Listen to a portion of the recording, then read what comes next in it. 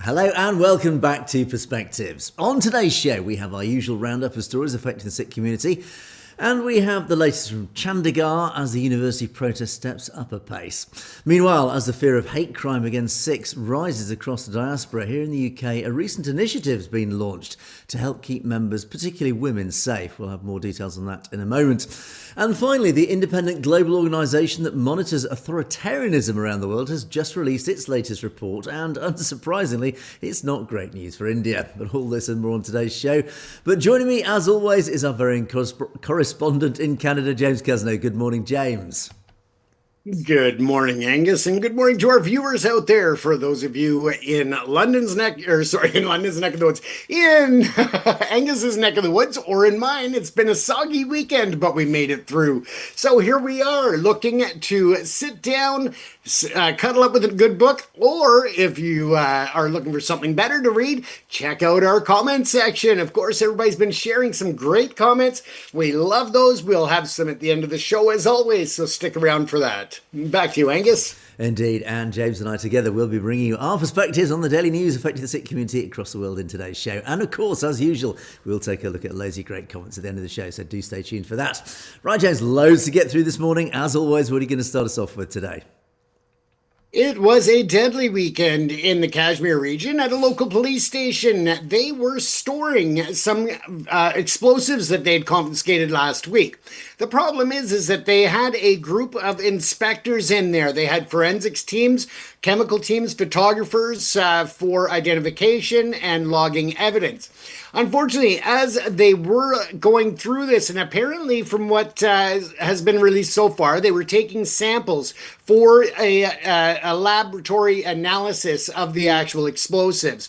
At that time, it caused somehow for the explosives to ignite. This killed 9 people in the police station. There were subsequent smaller explosions that prevented those individuals from escaping or for other officers to get in to rescue them. Throughout the various explosions that took place, it also took such a blast radius in totality that cars outside the police station also caught fire and exploded, and some of the body parts of individuals that were in the police station ended up over 100 meters away through people's windows into their homes. Just a horrific incident that took place. They are being very clear that this is not in any way considered a terrorist attack or any type of intentional explosion. It appears that it was just that, an accident. We'll take a quick peek at a video here of one of the reports coming in from DW News here, and it will show a bit of the scene on the streets there. People have been killed and more than 30 injured in a blast at a police station in Indian-administered Kashmir. They say the detonation happened in the city of Srinagar. Police and forensics teams were handling confiscated explosives when the material accidentally blew up. They came just days after 13 people were killed in a blast in New Delhi. This is the aftermath of the blast that ripped through a police station in Indian-controlled Kashmir. It happened late on Friday night when a team of forensic experts was examining a cache of confiscated explosives. Local media reports say small successive detonations prevented the emergency services from accessing the scene, where 9 people were killed and over 30 others injured. Police say they do not expect foul play. Due to the unstable and sensitive nature of the recovery, the sampling process, the handling was being done with extreme caution, with utmost caution by the FSL team. However, unfortunately, during this course, last night around 11:20 p.m., an accidental explosion has taken place. Any other speculation into the cause of this incident is unnecessary. Speaking on Saturday morning, locals described the moment of the explosion. It was around 11:30 p.m. when we heard the blast. It was a high-intensity explosion. We got very scared. We didn't know what had happened. There was a lot of fear. There was a loud blast and we thought there was an air attack.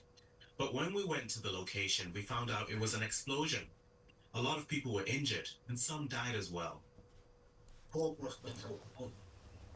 The bodies of those killed are still being identified, and there remains a high security presence as an investigation into the accident takes place. New Delhi's Bureau Chief Sandra Petersman is following that story. Hello, Sandra. Can you tell us more about how the deadly blast happened?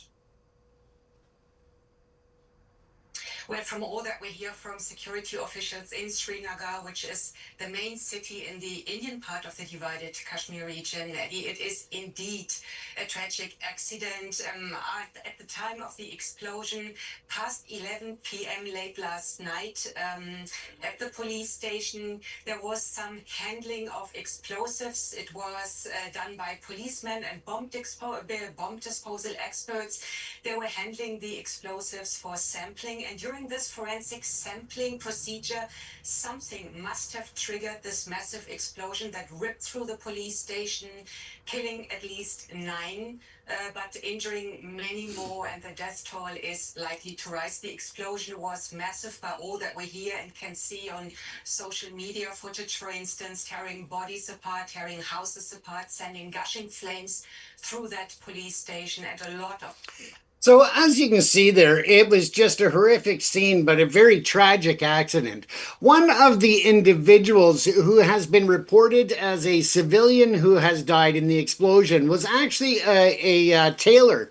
And police had picked him up and brought him to the police station, but his family and everybody didn't know why they had done that.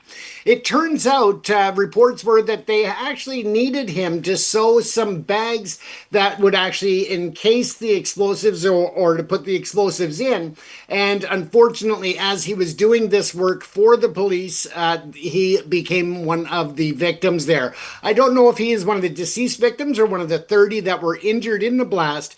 But again, as the reporters were saying, there is a potential for the death toll to rise over the 9 that are at count now, because many are in critical condition. Once again, the government is reaching out to various levels, from the Attorney General and other representatives, to contact the local community. They are obviously very much a part of finding out the answers as to how this could have happened, but also on how they are going to rebuild that community after such a major incident, Angus. It was just horrific to hear about all the way around. Now, as we shift gears to a point, of course, still looking at tragedy, we are with the ongoing theme this month, of course, of the genocides of 1984. As November is such an important month in remembering the many victims and the shaheeds of the incidents that took place during that genocide and during the incidents that led up to it through the end of October of 1984, we are sharing some information with you, and we've been looking at different documentaries that I feel are very well done, because they not only are done in Punjabi, but they are also translated into English, so that people like myself, like Angus, and others in the Western world who may not know a lot of the details. Angus and myself have been researching this for several years now, so we are much further ahead than most when it comes to this. But for the audience here, we wanted to play a couple of clips from these videos throughout the week, so that if you grew up in the Western countries, in the UK and Canada, in the US, and maybe you haven't heard a lot of these stories, maybe your family was there but traumatized and didn't really speak a lot about the horrific events, we thought that it was important to remember those tragedies and why it is so important that Sikhs are given the opportunity to have a sovereign Sikh homeland known as Khalistan. So let's take a look at one of these documentaries that are now posted up here.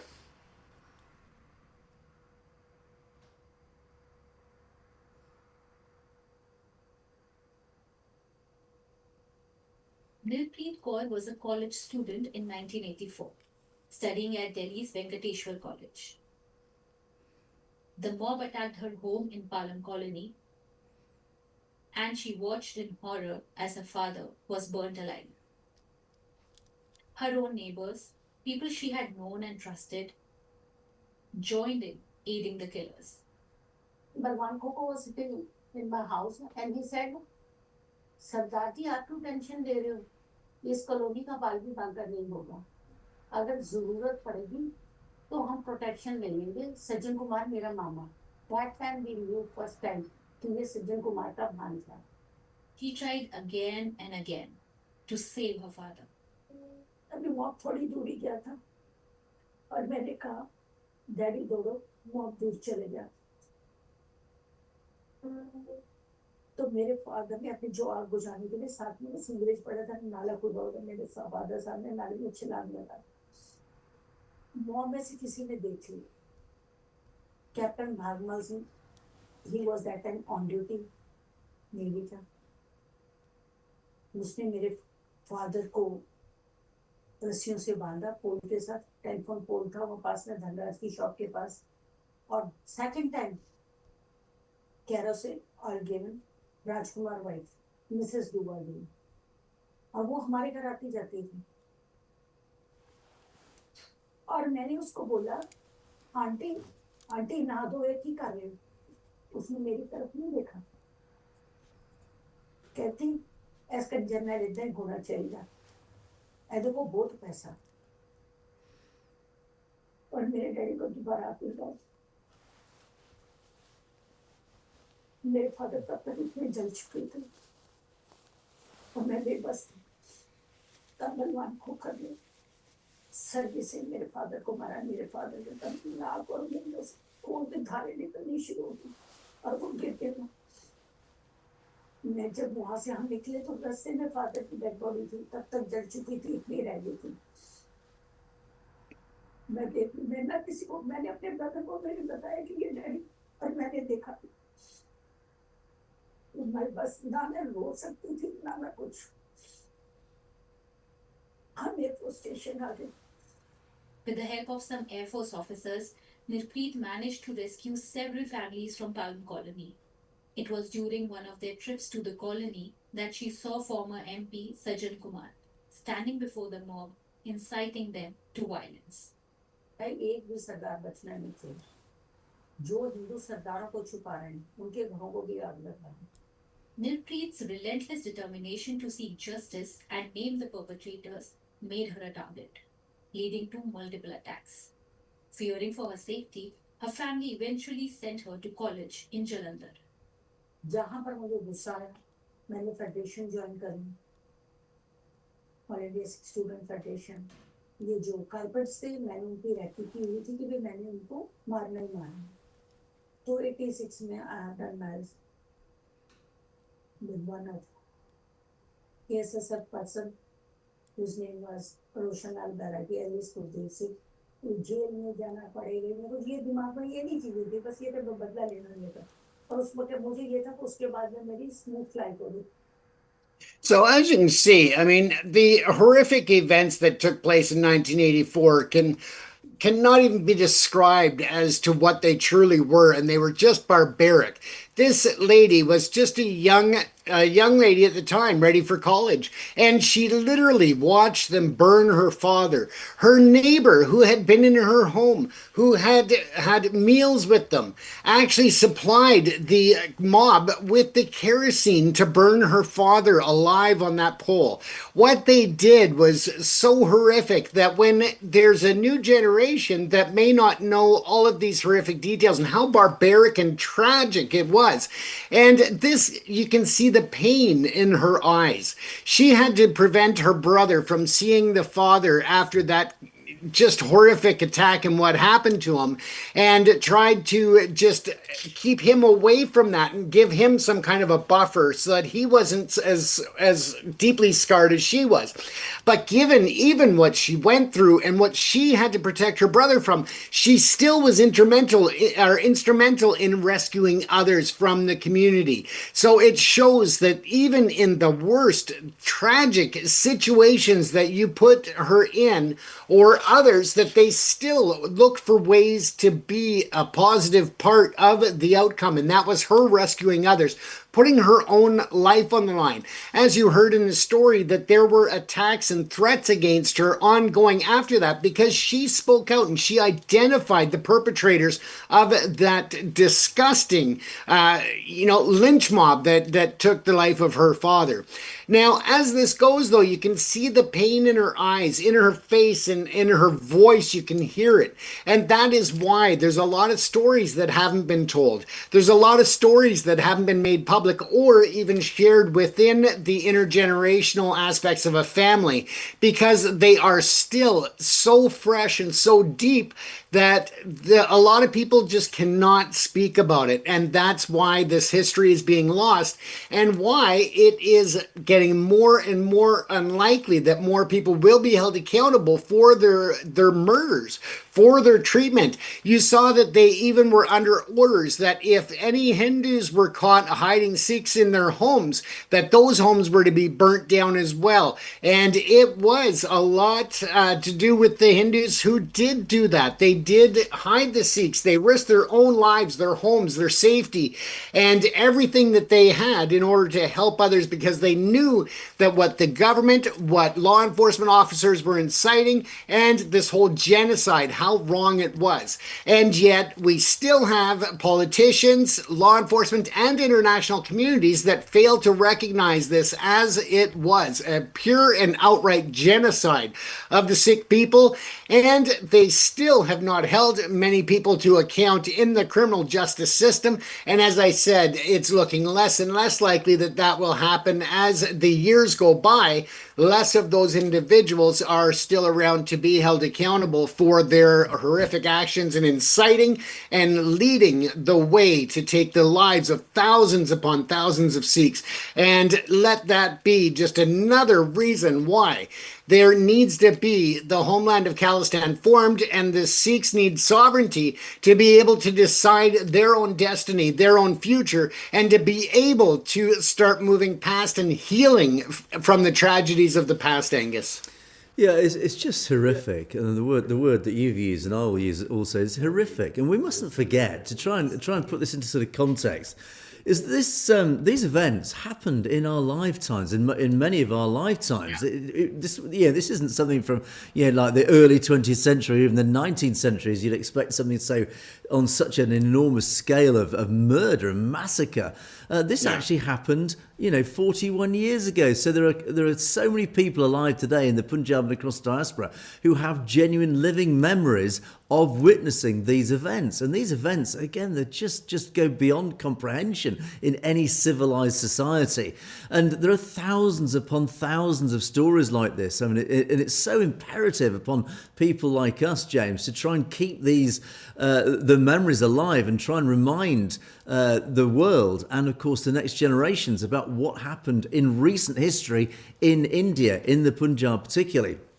Because it is these reasons that it's this knowledge that feeds the machinery of justice. It is this knowledge that needs to be kept alive to try and get somehow some form of justice, and those who were involved in this try and get them to at least dragged in front of a court of law. Sadly, I think as the years pass, it's becoming less and less likely. We've witnessed the farcical approaches and the farcical processes of Indian law, and particularly, Indian law, even in its best processes, is slow and ponderous.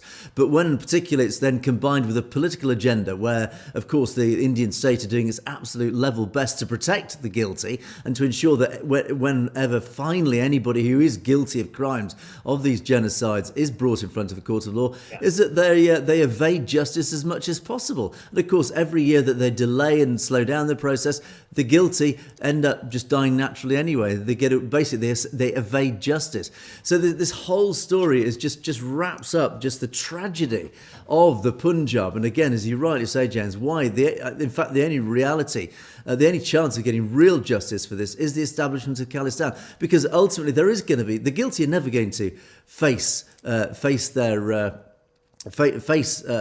sentences that they are due. Frankly, most of them are due the death penalty, in my opinion, for the horrific crimes that they perpetrated. But they're going to evade it. So Khalistan really is the only solution to this. That ultimately the Sikh community is only ever going to be safe in the future by having their own homeland.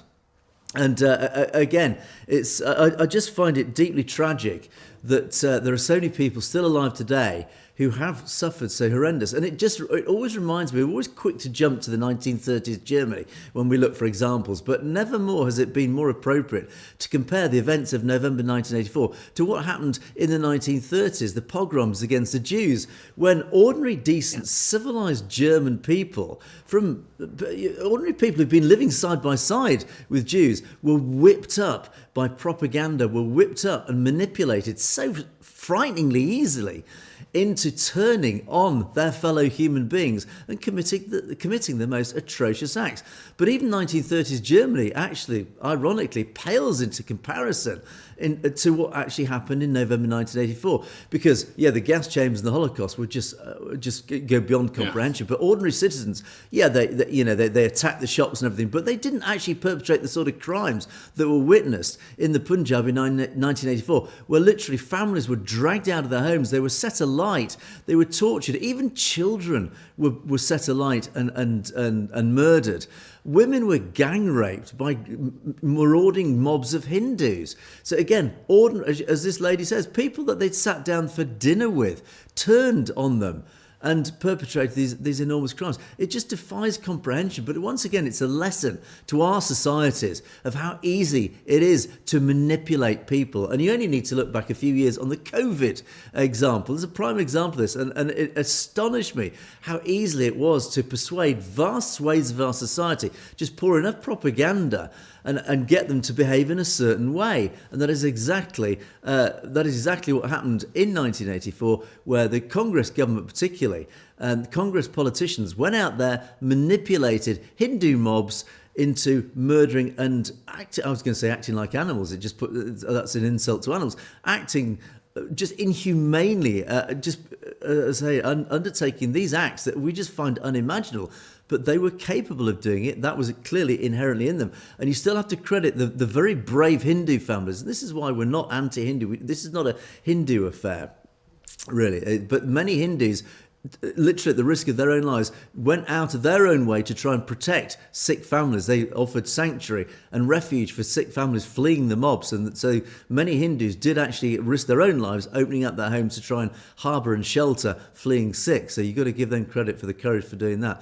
But yes, James, as I said, it's absolutely imperative that this memory is kept alive. And don't forget that the narrative that India keeps perpetrating about the Khalistan movement, about the militant movement, as they call it, of the 1980s and 1990s. Don't forget, as was highlighted in this short film, that backlash, that rising up of Sikh youth and Sikh gentlemen against the Indian state was in a reaction. It was a defensive measure against this, because, of course, they witnessed mobs of Hindus, mobs of Indians turning on their community, gang raping their women, murdering their children, setting fire to their fathers and their men. So what would you do? What would any other normal human being do if your small community, if your minority community was attacked like that? Of course you're going to get angry and rise up and try and stop it. And that is what then led to the movements like the KLF, etc., in the 1980s and 1990s. It was a self-defensive measure. It was to try and stop their community being targeted by genocides. But what resulted in the 1980s and 1990s was once again the Indian state just taking these young men out of the countryside and murdering them and then disappearing them. Yet, according to the Indian narrative, it was all about terrorism. It was militancy, etc. But they always they cherry pick that fact about but they always leave out the fact. Well, why were these young men out there trying to resist? What were they resisting against? That's the bit the Indian narrative always leaves out. They tend to forget the genocide that the Indian state perpetrated against innocent men, women and children. It's an absolute shame. It's an embarrassment for the nation, James.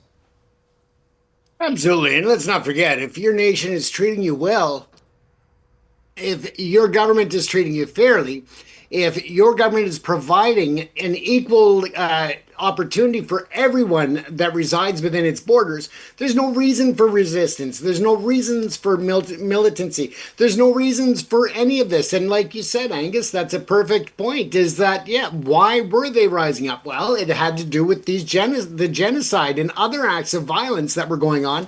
And, you know, years later, the mass graves that were uncovered. It's not something that we can turn our heads to. It's not something that we can pretend didn't happen. It's not something that we should ever allow society to forget or to not be aware of. And that's why it's so important, Angus, for us to continue the work that we do, especially to raise this issue in the month of November and at other points throughout the year. So we'll have links on our Substack for that full documentary if you're interested, and we'll have other documentary links there as well. On True Crime and Justice TV, there is a whole section on historic genocides ranging from the Jews and Syria and Rwanda and, in Germany, everything. So, and now included in those what are called genocides and human rights atrocities, there are videos about the genocide in India. So it's just another way for us, a small part, to try to reiterate to the general public and those who are just learning about it that it was a genocide, not to listen to people when they call it a riot, because it was far from it. It was pure, unfettered genocide, and that's exactly what it was, Angus. And this is why we keep reiterating the point. The only solution, the only way the Sikh community is going to be safe from the Indian state, because India never changes, is Khalistan. And that's why we will keep campaigning for Khalistan, because clearly India is never going to offer genuine justice for the events of 1984. So the only compensation, really, the only sanctuary that can be provided for the Sikh community is Khalistan. So anyway, but talking of which, James, I want to now talk about India. Because it's very timely that Freedom House, which is an organisation, an independent organisation, which monitors the countries of the world in terms of the levels of the freedom that their people enjoy or otherwise. And every year they produce a report, the Freedom House report, and they analyse 208 countries, 208 territories worldwide. And they assess, they monitor and take a look at the state of society and the governance in those countries, and they produce a league table, let's call it in simple terms. So I'm going to show you the latest update from Freedom House, 2025 Freedom House report. And as I said, they monitor just about every country in the world, and they come up with a score to try and assess the freedom, the levels of freedom enjoyed by the population of each country. And if you look at the map, you can take a quick snapshot here, and much of it is actually very much predictable. The free ones, if you can see the green ones, the free ones, there we go. Countries like the United Kingdom, how do we score? 92 out of 100, a pretty decent score there. Let's see how you do, James. Canada, there we go, 97 out of 100. Well done, Canada. And in fact, I will tell you that Canada scores actually about the highest on the planet. So there you go. If you want to really live a free society, move to Canada. The US scores an 84, a pretty respectable 84, etc., etc. Now, and then, of course, we go to the other end of the scale. Again, pretty. There's no real surprises here. Of course, we have Russia scoring 12 out of 100. How does China do? 9. Oh dear me, etc., etc. So again, there's no surprises on that one. And again, we're talking about no surprises. Well, yeah, partly free. Of course, we're looking at India here. And sadly, lucky for India, it doesn't fall into the not free, only by virtue of the fact that India still is technically a democracy. India actually did inherit the benefits of being a former British colony. Now, despite all the negative perspectives you can say about colonialism, at least one thing colonialism did to India is it gifted India a very powerful infrastructure, very solid social infrastructure, a legal system, etc. And of course, it then in 1947 became the world's largest democracy, as it likes to claim itself. And yet, let's have a look at India's score. It's 63 out of 100. It's not great, really. And we can dig a bit deeper into this. See more on India. Here we go. So 63 out of 100 in terms of its global freedom. And in its internet freedom, 51 out of 100. And again, it does dig deeper. And I'm not going to get into too much detail here. You can, of course, go on the Freedom House website to find more about it. But ultimately, just to pick out the key highlights, the political rights, 31 out of 40. Now, India, as I said, does have a functioning political system. It is, at least on the face of it, a democratic system. It does have a functioning democracy. It does have elections every 4 or 5 years. It has a relative freedom in terms of political parties. Now, there are flaws in the system, which have highlighted in recent podcasts, actually, how the Dalits and scheduled castes and scheduled tribes were actually trapped by the Pune Pact signed in the 1930s, which basically limited the number of seats that the minorities could ever have. And ironically, the majority lower caste, the lower caste of India, is demographically by far the massively largest volume, the number of people, the largest population in India is the lower caste.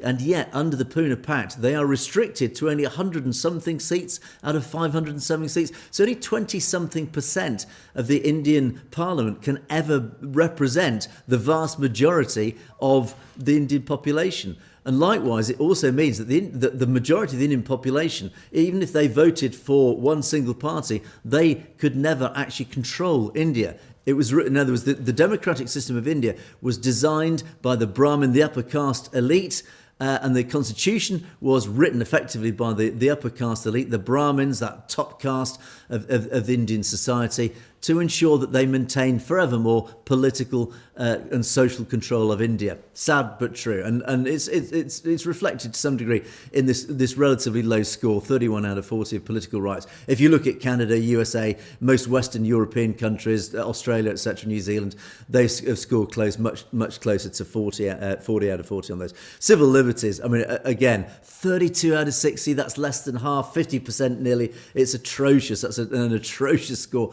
And the blame is very clearly laid at the part of Narendra Modi. If you read on the website, it goes to great lengths to talk about it's the BJP, Narendra Modi's government, who are basically behind this. And when you look at the internet, one of the most crucial elements, crucial infrastructure of our society, again, it scores 51 out of 100. And we do know, anytime there's any trouble in India, whether it's in J&K, whether it's over in Manipur, or indeed across the Punjab, anytime there's any sort of social uprising, any social resistance to state control and state oppression, the first thing that happens is the internet gets shut down. It's a typical tactic that happens on a regular basis in India.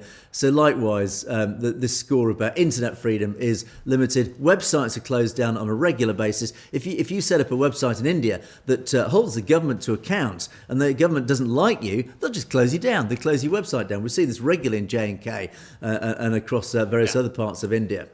Limits on content, a very key one there. Of course, you can only put up certain content in India before your website gets taken down. Violations of user rights, 17 out of 40. Again, it's just, and actually the report talks mainly about the Muslim. It is the Muslim population that actually falls most foul of this. But of course, by Muslims, you can of course read any other minorities, whether you're a Christian, a Jain, or indeed, of course, a Sikh, is that you experience firsthand this state oppression, this state control, which is reflected in the Freedom House report. So there you go, James. As I say, if you're in the audience, do go have a look at Freedom House's website, and there you'll actually see just how bad things are in India. And again, this is the nation that is trying to claim itself as the world's largest democracy. I'm chuckling because it just sits so risibly and uncomfortably in reality. Yeah. Is that India really cannot claim itself a full democracy? Certainly not in comparison to any other democracy that we enjoy here in the West. It is at times often referred to. It's more like a banana republic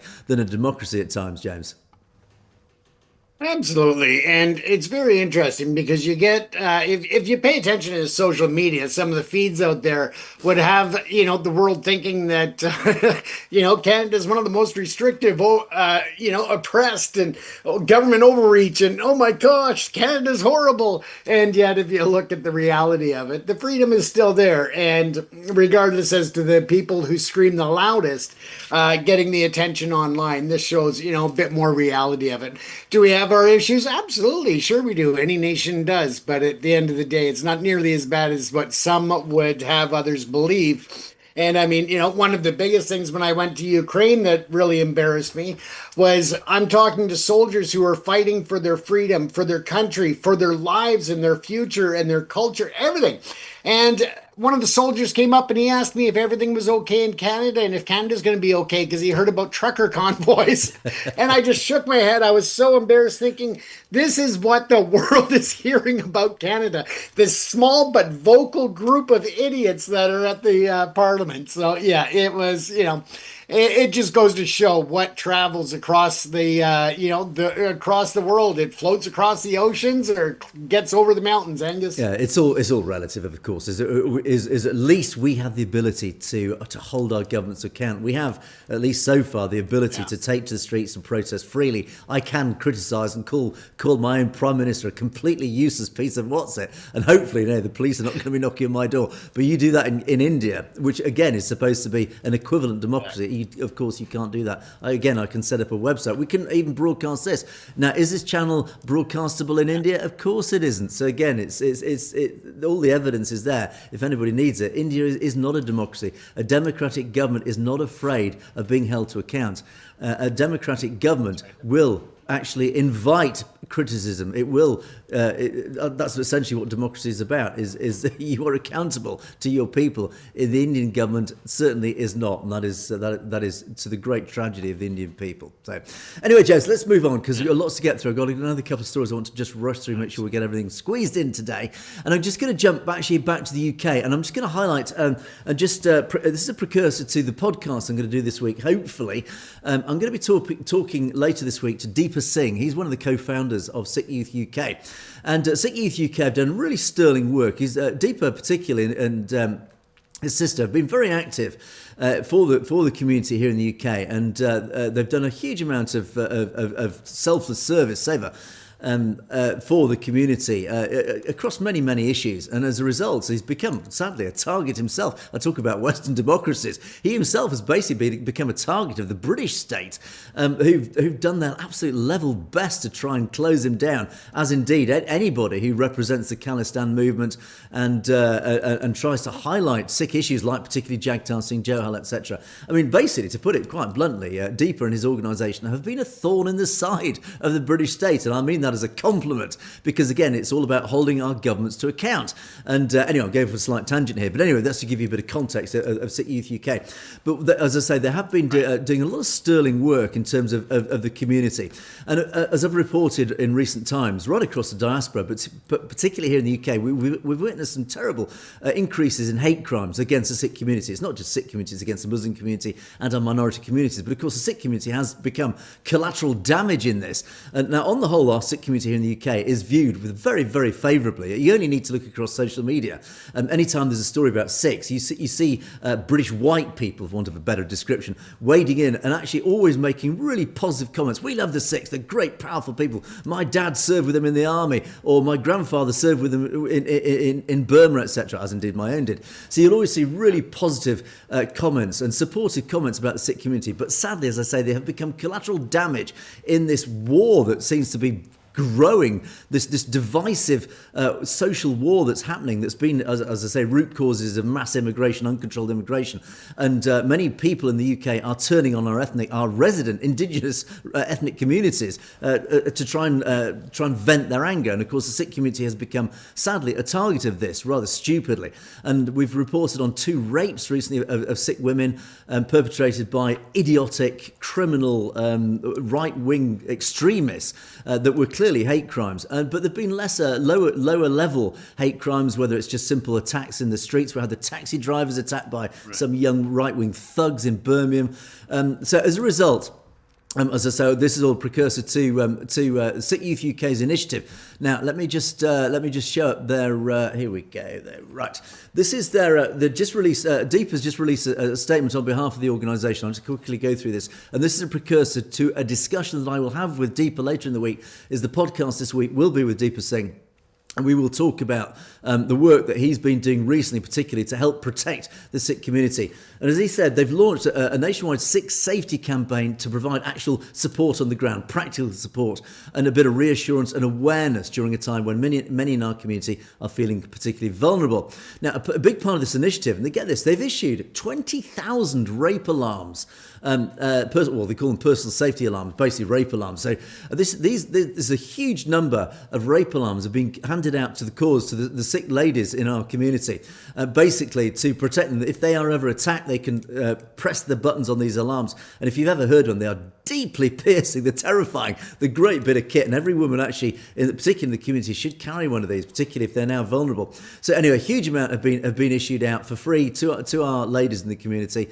And it does actually give them at least something. Now, of course, physically they can't fight back against these extremists, but they can. Once, if you press one of these rape alarms, they not just scare the bejesus out of the rapists. They also alert anybody within about 100 square miles that something's going on. So these are the really effective bit of kit. So well done for that initiative. Now, alongside the alarms, they've been also raising awareness by distributing leaflets, delivering educational seminars. Of course, particularly around the Midlands, where our larger diaspora communities reside. They've been holding these seminars and get-togethers, again, just to highlight the issues, actually encourage the community to report these hate crimes, again, however low level, because, again, it's really important that these crimes are actually reported. And as he says, these sessions help the community understand the realities of the current climate. I'm sure they're pretty much aware of it anyway, but ultimately it just help raise awareness. And the campaign is supported by dedicated volunteers across the regions, whether it's London, Southall, particular regions, or the Midlands, again, where our larger diaspora communities are. But what's also very interesting, and I'm just going to a quick side issue here, we don't really have time to talk about this. When, for example, there have been all sorts of petitions. In the UK, we have the ability to launch a petition, and on the petition website, it has a map of where the supporters sign from. And it's always fascinated me, particularly with Sikh issues, where I know that Sikhs primarily have been voting on these petitions, is that you can see around the UK where our Sikh diaspora is, and they are literally all over it, even up in the Orkney Islands. In fact, if you're up in the Orkneys or the Shetlands, that's our very far north of Scotland, let us know. Send us a comment, because I do love to know where our British audience, because they are literally all over the UK. It's amazing. Of course, we have these large concentrations in the Midlands and in London, but we have Sikhs, whether it's in Glasgow or in the southwest, the far southwestern peninsula. The diaspora is huge. So anyway, let us know where you are, just as a side issue. So anyway, but as I say, the campaign has been supported by lots of local organisations, Gurdwaras, Sevadars. Their involvement is helping build a structured, on-the-ground network that can respond to local needs. So this is really important that this network is established, because, of course, it's not just about individuals going out and doing their self-service, because as an individual, there's only so much you can do. But it's when the networks actually combine, coordinate and communicate, they end up being so much more effective. So as Sikh Youth UK say, as the campaign grows, more alarms will be distributed to Gurdwaras across the organisations. Further seminars, there's a whole set of seminars planned across the UK. And our collective efforts, important word there, collective efforts rooted in savour and solidarity, are strengthening the well-being and confidence of Sikhs throughout the country. So there you go, James. That's obviously very UK-centric, but again, it just highlights how the community is always very tight-knit. It always, in times of trouble, in times of threat, it always unites very cohesively. And these initiatives are always launched very quickly and always very effective, again, because the community is so tight-knit, and it always comes together anytime that any member of the community is threatened or we have these dreadful incidents. They're always very quick to unite, to support. I mean, the reward was up to £20,000 here in the UK, for example, to capture that rapist, as a simple example. So again, it just exemplifies how cohesive the community is, and long may that continue. Yeah, and we see that in a lot of smaller communities in Canada, and I think that we are losing a lot of that sense of community and neighbors in the bigger cities. And it's a shame because, as you said, Angus, it is all about supporting each other in those times of trouble. But it also goes a long way to showing the other side, these rapists, these dirtbags that are out there causing these horrific hate crimes, it shows them that it doesn't matter what race people are. The community as a whole is going to come together, and they are going to demand that you are held accountable, and that the message is out that this is not acceptable in our communities. And I think that's where a lot of the big metropolis or metropolitan cities are losing that edge, Angus. Indeed. So anyway, but as I say, do keep an eye out for my podcast with Deepa Singh later this week if you want to know more about what's going on here in the UK with that particular initiative. Right, I'm just going to wrap up now. Here, I'm just going to show, as I speak, I'm just going to show some pictures that came out of Chandigarh. I'm going to talk about the Punjab University protests. Yes, they have not gone away, quite the opposite. They are still mounting in power and effectiveness. So the latest is from Chandigarh, is that the Punjab University Bachao Morcha, that's basically the protest, the march, makes a big announcement. The Morcha will shut down the university administration block tomorrow, that's Tuesday and Wednesday the 19th, that's the 18th and 19th, and boycott examinations that are planned. Now on the 20th, I think that's Thursday, the Morcha has called a joint meeting of both of farmers' unions, students' unions and employees' unions. So again, you can start to see how all these sort of activist movements and the unions representing obviously the farmers and employees, not just students, they're all now joining in support in this protest. So they're building up, we talk about network, well this network of activism is joining forces, and as a result of that is turning the whole thing into something a lot more powerful. Now the Morcha says the meeting may also, not confirmed yet, but it may also announce to Gerau, and I'll come on to that word, the Punjab governor's residence if needed. Now a Gerau is basically, it's a blockade, it's a protest designed to prevent somebody or people from going to work. So ultimately they are saying that they're looking to announce a Gerau against the governor of Punjab, his own residence. In other words, they're going to blockade him in his own house. So again, if they want to make sure that that message is heard, that certainly will do it. So there you go. I'm just going to turn that down so it's quite loud. But anyway, those pictures from Chandigarh. But as I said, James, this protest is certainly not going away. And just to remind people, obviously, about the protest, it is a pushback against Indian state control, by that read RSS control of one of the last independent universities in India, of course, Punjab. Punjab University represents so much about the culture and the heritage of the Punjab, particularly, of course, the Sikh people. And the Indian state is trying, like it did with the SGPC, like it did with the Shiromani Akali Dal, is trying to take full control, infiltrate the RSS and make sure that anything that can potentially be a threat to the Brahmanical control of India is closed down and buried. So again, this protest represents more than just simple Punjab University. It represents a much, much bigger story, James. Absolutely. And tomorrow night, Angus, I'll be covering a bit of a different protest that actually made me laugh. And you're going to love it tomorrow night. So make sure you tune in to watch tomorrow's show. And it's got to do with some of the protests. And I'm getting video feeds from people on my Facebook that are sending me direct feed or direct footage. So you're going to love this. And I'm not going to give any spoilers away, but you'll want to catch that tomorrow on the show. Great stuff. We do look forward to that one, James. Okay, let's move on now. And let's move on to our comments column. Loads of comments. Thank you to our wonderful audience, as always, for all your comments. And we'll start off today with one of our regulars, Hat B. Thank you, Hat B, for your comments. India has arrested, this is quite concerning, India has arrested over 1,500 Muslims in recent times, and in Ludhiana particularly. They're arresting people from Punjab too. This is only the Indian government's excuse to arrest anyone they want. Seems like RAW, the Research and Analysis Wing, has been busy planning and plotting these blasts as Hinduism's next step to openly attack Muslims in India. And Indian media currently are aggressively lying about Muslims, just as they did just before Operation Blue Star. So the whole comment really is just pointing to the fact that there's something's brewing. Clearly it's building up a bit of a crescendo. We've had a mass arrest of Muslims. The media are jumping, the Godi media are jumping on the bandwagon, inciting the mobs again against the minorities, in this case the Muslims. And again, we had the Delhi blast just a few days ago. Is something bigger going on here, James?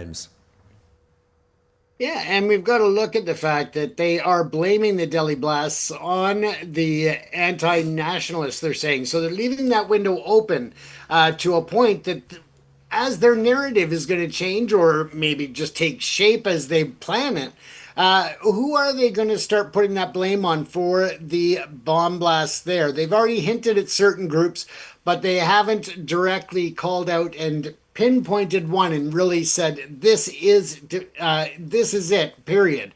So again, this is interesting to look at, because are they waiting and going to just brush it off as they normally do to use these events, and just whether these individuals may or may not have been involved, say, well, that's good enough for us because it gives us an excuse to go in and put people in prison, or to beat them down, or take them to the torture cells, all of that sort of thing, Angus. So we'll watch and see how this continues. Yeah, and I think it's interesting in the context of Indian politics at the moment is that the BJP, they're now on their third term in power, but they only won power in last year's elections. Only just. They a lot of support. They lost a lot of support. They had to again form a much bigger coalition that's basically diluted their power to some degree to essentially stay in power. Now, as a result, and we do know that authoritarian regimes, when they start to lose grip on power, they become even more authoritarian. They become a little bit more brutal in their desperation to try and cling on to power. So one wonders, and we think about the Pahalgam attacks recently, of course, the Delhi blast, etc.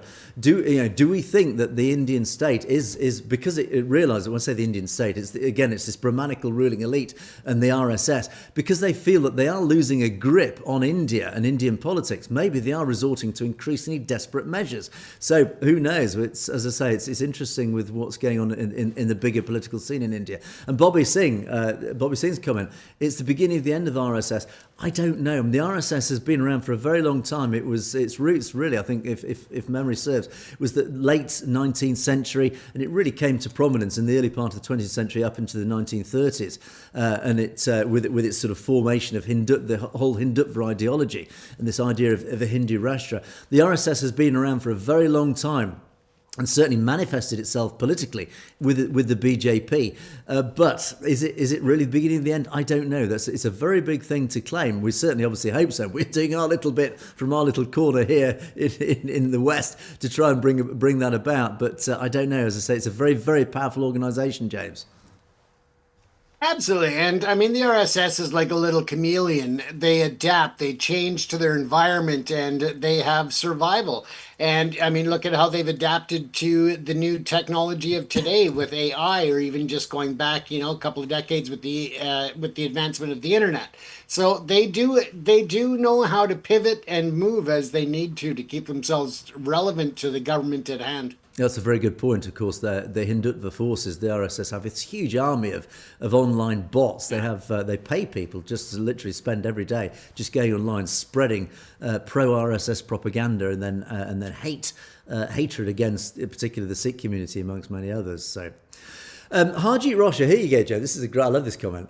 I'm watching today after quite some time. James has a big screen behind him, which gives us a 3D effect. Looks like he is leading the whole world. You look like Dr. Evil there, James. Harjeet Rosha is very happy for you. $1 billion. So I guess that was more Mike Myers. But hey, it's all good.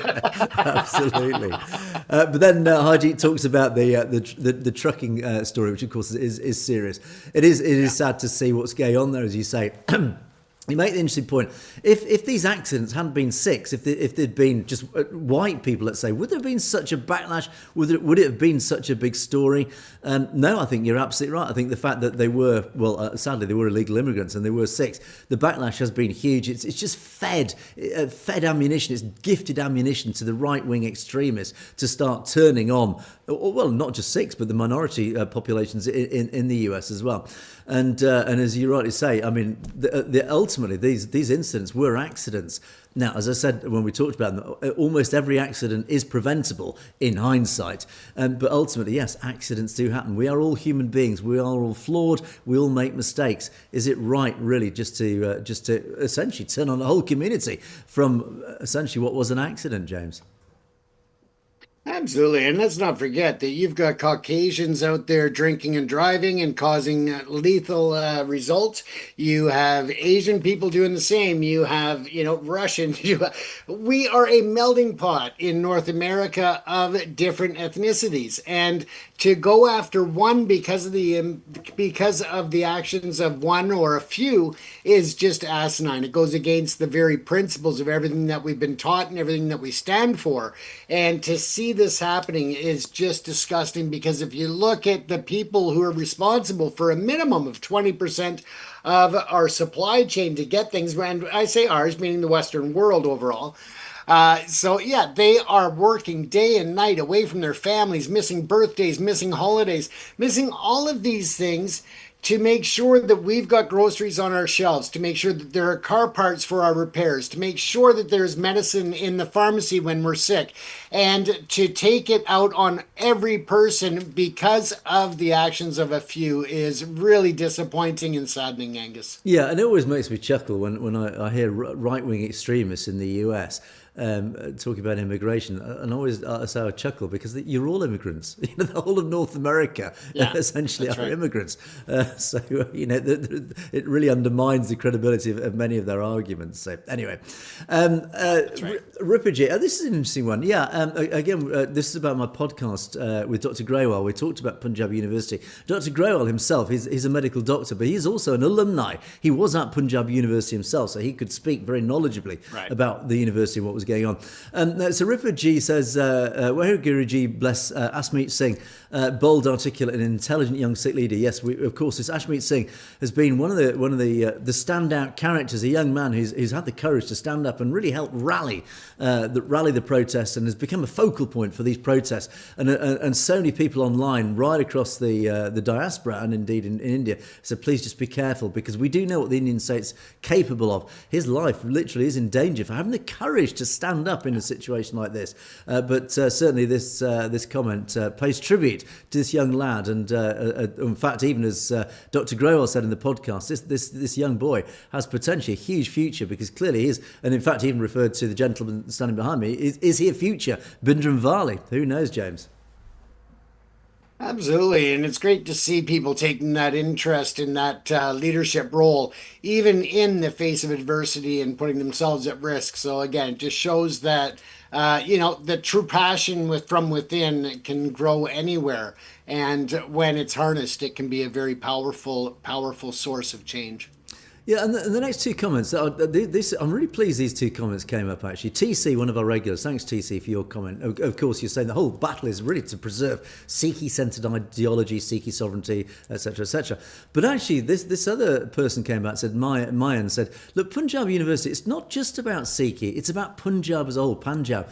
Punjab have other people other than Sikhs too. And I think this actually is an absolutely right reminder. Look, actually, it isn't just about Sikhi, although, of course, that is a huge part of this.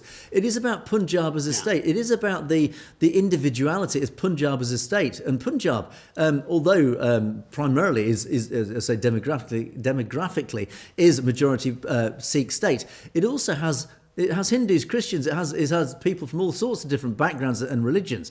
And again, we mustn't forget the whole foundations of what Khalistan will be about. Although it will be a Sikhi Raj, it will be governed under the principles and morality of Sikhi. It will be welcome to all, and all people will be treated equal, and everybody, whatever your religion or your background, you will have an equal say, an equal voice in the governance and the democratic running of Khalistan. And I think this comment from mine is a right reminder. Look, this isn't just about Sikhi, it's about all of us in the Punjab, and I think we mustn't forget that, James.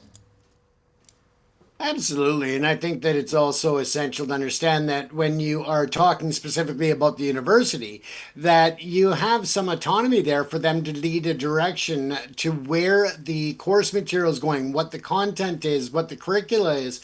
Because if you are just allowing a government state to basically make those decisions, then again, you are looking at basically, whitewashing anything in the history that they don't like. And it's important that if you are going to learn from the past to prevent it from repeating in the future, that, present day has to have an open university and an open place to really learn that critical thinking.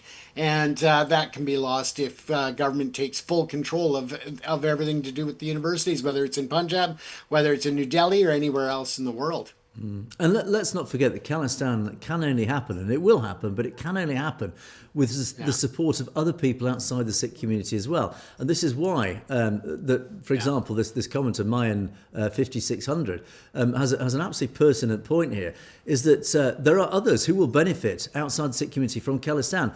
Others actually will do much better living in Khalistan than they would in present-day Punjab under the rule, the control of India. That is why Khalistan is so important, because it offers people, not just Sikhs, but it offers all people, whether you're a Hindu or a Christian or whatever, it offers all people a much better, much more equal society, a much more benign society to live in, and actually a society where everybody gets an equal voice in amongst that, which unfortunately is not the case in India as it stands. So anyway, thank you for your comments on that one. Our final set starts off with your local editor. Howard, what a great comment. Totally agree with this. Not enough subscriptions. Absolutely, James. We do not have enough subscriptions. We do know why, don't we? Absolutely. As we continue to be shadow banned across Canada, the US, and the UK. And guess who's at the heart of that? Of course, we know the Indutva, the RSS, and others are very active on shadow banning our programs on Satellite TV, not just our show, but Surrender's and others as well. So again, do your part if you can. We ask of you to make sure that you share our content with others, copy the links, share it on other social media and such as well, so that we can increase our subscribers. And let's face it, without our audience, we are nothing. So it's a group effort all the way around, Angus. And there's no doubt if we were freely available to the Punjab, to India, is that our subscriptions would be at least in the hundreds of thousands, if not more. You look at most Indian channels, that's right. They're in the millions, because, of course, the population of India is 1.4 billion people. So it's not hard to, again, get a million subscribers out of India. But, of course, we're not viewed there. But if you are watching from India, spread the word. Remind people that you can reach us through VPNs, changing settings, etc. You can reach us. So please do spread the word. And, of course, don't forget, we are also talking to a very niche community. Of course, we're not Punjabi speaking here on our side. We are the English side, of course. When you look at the percentage of Sikhs in the community who speak English globally, of course, it's not that large. Tens of millions primarily speak Punjabi. Not that many speak English. So again, we were a little restricted in that respect. So, but ultimately, as James says, help spread the word if we need it to get us more subscriptions. Hardeep Bra, you're both doing a great job. Again, as we often say, we can only do this with your support, your loyalty, your comments, etc. So thank you again. I always turn this back on our wonderful audience for your contributions, because it's your contributions and your viewing simply that keeps us going. So thanks for that. And Ranjit Kaur also says, hello, thank you for supporting the Sikh nations. Again, we say it regularly. It's because we're all aligned. Our views are totally aligned with the Sikh views. The whole concept of Khalistan aligns with everything that we believe in as well. It's not a hard thing to do. As I say, it's a pleasure for us more than anything else.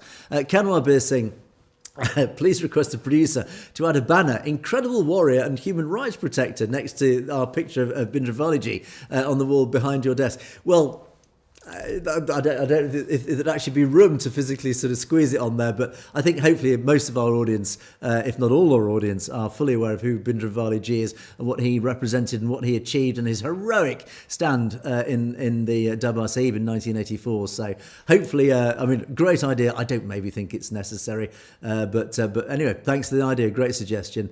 And Gurbesh Singh signs us off finally with Waheguru Ji Ka Khalsa, Waheguru Ji Ka Fateh, Khalistan Zindabad. James, it's always a final great word. Khalistan Zindabad. Yeah, exactly. And just a quick mention there about the banner part.